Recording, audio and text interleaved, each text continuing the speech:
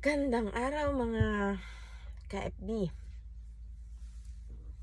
Ramdam nyo ba yun? Yung kahit nagme-makeup kayo, nag-aayos sa sarili nyo, pero pag binidyohan nyo yung sarili nyo, parang losyang pa rin ang itsura. Why? Why? What is happening? Pero lagi naman ako nag-aayos ng sarili ko, pero parang losyang pa rin ang style. Siguro nasa mindset. If you're feeling stressed, it will come out.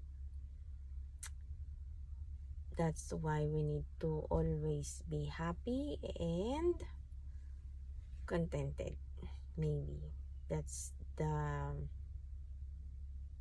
concern I have right now.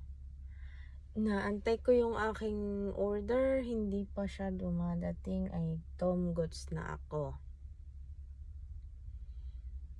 But I felt like I'm beautiful in this angle.